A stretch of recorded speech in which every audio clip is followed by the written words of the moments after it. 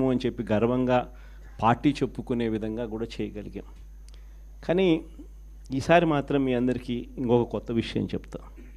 జగన్ 2లో, వైఎస్ఆర్సీపీ 2లో చూస్తూ 1.5 సంవత్సరం అయిపోయింది. కళ్ళు మూసుకొని కళ్ళు తెరిచేసరికి ఆ మిగతా 3 ఏళ్ళు కూడా అయిపోతాయి. ఆ 3 ఏళ్ళు అయిపోయిన తర్వాత వచ్చేది మాత్రం ఈసారి ఖచ్చితంగా మన ప్రభుత్వమే వస్తుంది. ఎందుకనంటే ఇంతగా మోసాలు చేసిన పరిస్థితి, ఇంతగా అబద్ధాలు చెప్పిన పరిస్థితి బహుశా ఈ రాష్ట్ర చరిత్రలో ఎప్పుడు కూడా మనం చూసి ఉంటాం. చివరికి లాయర్లకు కూడా మోసం చేసిన పరిస్థితులు కూడా మనం చూస్తూనే ఉన్నాం. సూపర్ 6లు, సూపర్ 7లు అనేటి గాలికి ఎగిరిపోయినాయి. ఇంతకుముందు మన ప్రభుత్వ హయాంలో ఉన్న ప్రతి పథకం కూడా అన్నీ రద్దయిపోయినాయి. వీళ్ళు చెప్పిన హామీలన్నీ కూడా మోసంగా మిగిలిపోయిన పరిస్థితుల మధ్య ఒకవైపున అన్ని అబద్ధాలు మోసాలుగా కనిపిస్తూ ఉన్న పరిస్థితులు ఒకవైపున ఉంటే, మరోవైపున వ్యవస్థలన్నీ కూడా పూర్తిగా దిగజారిపోయిన పరిస్థితులే కనిపిస్తూ ఉన్నాయి.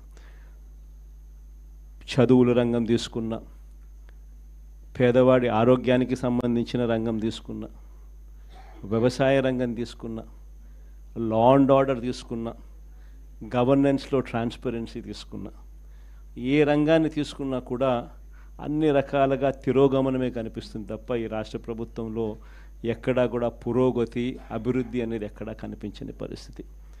మరోవైపున విచ్చలవిడి కరప్షన్, ఎక్కడ చూసినా కానీ కరప్షన్ అనేది మామూలుగా లేని పరిస్థితిలో ఈరోజు చూస్తూ ఉన్నాం. ఎక్కడ నిలబడినా, ఏ గ్రామానికి వెళ్ళినా కూడా గ్రామంలో పక్కనే బెల్ట్ షాప్ కనిపిస్తుంది. విచ్చలవిడిగా బెల్ట్ షాపులు మన కళ్ళ ముందనే ఎంఆర్పి రేట్ కన్నా ఎక్కువ రేటుకి అమ్ముతూ ఉన్నారు. డైరెక్ట్గా ఎంఆర్పి రేట్ కన్నా ఎక్కువ అమ్ముతూ ఉన్న బెల్ట్ షాపులు ఎవరు నడపాలా అనేది ఆక్షన్లో పాడుతూ ఉన్నారు. ఆక్షన్లో 2 లక్షలు, 3 లక్షలు, 4 లక్షలు పాడినోనికి బెల్ట్ షాప్ ఇస్తూ ఉన్నారు.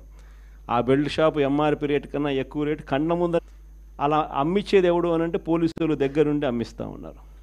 ఇది కరప్షన్ అన్నది కళ్ళ ముందనే కనిపిస్తూ ఉన్న కరప్షన్. ఎక్కడ చూసినా పర్మిట్ రూములు, ఇల్లీగల్ పర్మిట్ రూములు కనిపిస్తూ ఉన్నాయి. ఏ నియోజకవర్గం తీసుకున్నా కూడా ఇసుక అన్నది ఉచిత ఇసుక అంటున్నారు. ఉచిత ఇసుక ఎవరికి ఇస్తూ ఉన్నాడు అనేది దేవునికి ఎరక.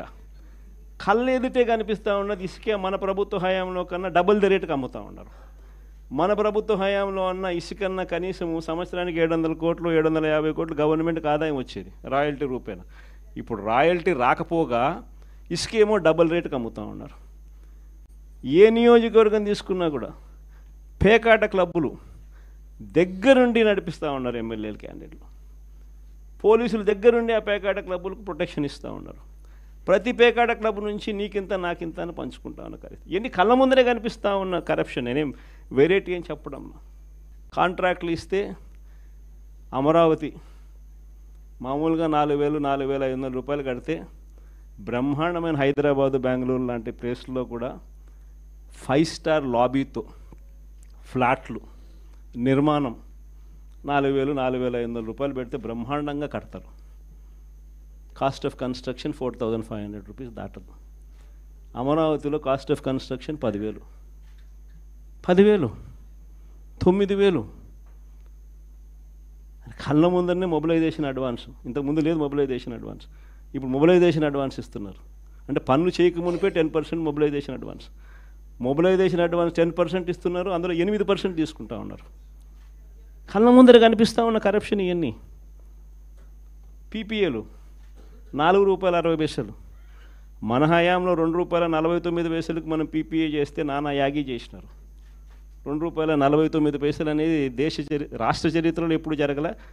దేశ చరిత్రలో కూడా అతి తక్కువ ధరకు మనము ₹2.49కే పీపీఏ చేసుకున్న పరిస్థితులు. అలాంటిది వెన్నుదట్టి ప్రోత్సహించాల్సింది పోయి అప్పుడు కూడా మన మీద బురద జల్లినారు. తీరా వాళ్ళు వచ్చిన తర్వాత పరిస్థితి ఏంటి అంటే ₹4.60 పీపీఏ కళ్ళెదితే. ఇవన్నీ నేను ఎక్కడా కూడా కంటి ముందర కనిపించే కరప్షన్ మాత్రమే చెప్తా ఉన్నా. నియోజకవర్గంలో ఏ నియోజకవర్గం అన్నా తీసుకో, ఆ నియోజకవర్గంలో మైనింగ్ జరగాలన్నా, ఆ నియోజకవర్గంలో మట్టి గ్రావెల్ జరగాలన్నా, ఆ నియోజకవర్గంలో ఎవరైనా పరిశ్రమ నడుపుకోవాలన్నా ఎవరైనా కూడా నడుపుకునే పరిస్థితి లేదు.